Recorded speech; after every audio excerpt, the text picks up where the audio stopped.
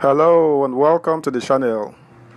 There was mild drama yesterday at Channels Television when popular TV host Seun and renowned lawyer and activist Professor Seun Odinkalu got into an argument regarding the Naira redesign policy, which is causing not just hardship on the people but eliciting so much controversy as well. Nasir El-Rufai, governor of Kaduna State, had alleged that the policy was created with APC presidential candidate Bola Tinubu in mind, which, come to think of it, is confirmation of the rumors making the round that President Buhari co-signed the policy to prevent Tinubu buying votes for the election, which was the point the professor was making during the interview. Let's get into it before I divulge everything here. Subscribe, like, share, and comment. Thank you. Professor Odinkalu slams Seun for challenging his remarks against politicians fighting Naira policy. Amid ongoing heated public debates that have greeted the controversial Naira redesign and cash swap policy initiated by the Central Bank of Nigeria (CBN), a mild drama recently ensued between popular Channels TV presenter Seun and renowned lawyer Professor Seun Odinkalu over the latter's decision to call out politicians fighting against the policy during an interview. Odinkalu, who is also an internationally recognized human rights activist, was a guest on Channels TV's 2023 Verdict program with Seun on Thursday night to discuss the contentious CBN Naira swap policy and the backlash that it has generated so far. However, a few minutes into the interview, the professor alleged that prominent politicians in the All Progressives Congress (APC) are fighting against the policy not for the interest of Nigerians but for their personal gains. According to him, the chieftains of the ruling party are kicking against the ban on old notes because it will scuttle their plans to buy votes in the coming elections.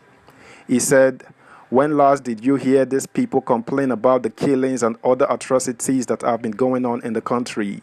And now they are jumping about for what? Cash and currency reform? The fact of the matter is that you and I know that this issue is about cash to buy the elections. Let's not fool ourselves." Quite interestingly, Professor Odinkalu's remarks did not go down well with Seun, who promptly asked him to provide proof that the politicians fighting against the CBN policy are planning to buy votes. Infuriated by the challenge, the renowned lawyer then went on to accuse the Channels TV presenter of attempting to shut him down for speaking the truth. The professor said, "You can shut me down on this program, but it won't stop me from going on record. You can shut me down if you want, but I am going to push this matter.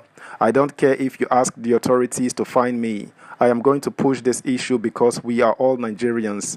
You and I know that this matter is about cash to buy elections, and the president said that much because he linked this policy to his desire for free and fair elections.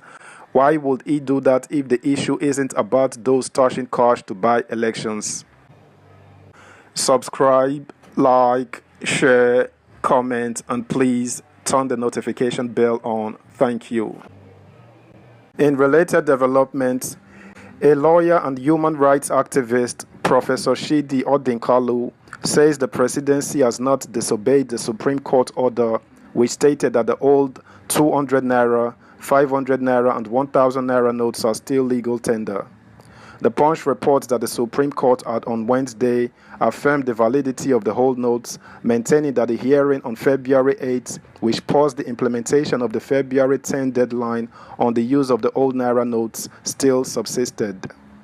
Reactions had trailed the insistence of the CBN that the February 10 deadline remained, with many calling on the President, Major General Muhammadu Buhari, retired, and the Governor of the Central Bank, Godwin Emefiele, to obey the order of the Apex Court. But speaking during an interview on Thursday evening on the Verdict 2023, a program heard on Channels Television, Odinkalu said neither the President nor the CBN Governor disobeyed the orders of the court adding that the authority of the country's currency outweighed the matter. The Supreme Court, to the best of my knowledge, has not said what people are meaning and presenting it as having said, because that is not a policy of the court. It is a misplacement of the capabilities and assets of a court for it to get to that kind of thing. I suspect what the Supreme Court has said is preserve the status quo ante until we hear the case. Status quo ante bellum, which is what the thing was before the onset of litigation. Now the question then becomes, what was the status quo ante bellum that you are trying to preserve? And this is where the laziness of the judicial system as well as the limitations of law actually come to full view, because status quo ante bellum actually was the central bank circular on exactly when this thing should stop. I suspect this is the advice the president got. He has not breached anything. The former chairman of Nigeria's Human Rights Commission also explained that by the same logic, the president had not gone against the law by stating that the old 200 Naira be recirculated into the system, adding that a currency system cannot be legislated or brought into existence by a court. Odinkalu also said that actions and orders of governors countering the president's order on the policy amounted to treason, adding that they could not ask the president to yield authority on currency systems. The core of a government's credibility, national or international, is three things: defense and security, foreign affairs and currency. On this matter, I think President Buhari is fighting for the last thing a government should fight for, and on that, he is well within his rights to do so. I don't think it is proper for state governors to go around issue orders countermanding a president on exactly the thing that a central government cannot negotiate: money and currency. And quite frankly, what the governors are doing in this matter verges on treason. You cannot be telling a president to yield up his authority over currency systems. That is not negotiable at all. These are the people who quarreled Nnamdi Kanu, and they are going ahead to do the same thing. I'm sorry, that is not negotiable. That's the news, guys. Thanks for listening. Until next time, bye.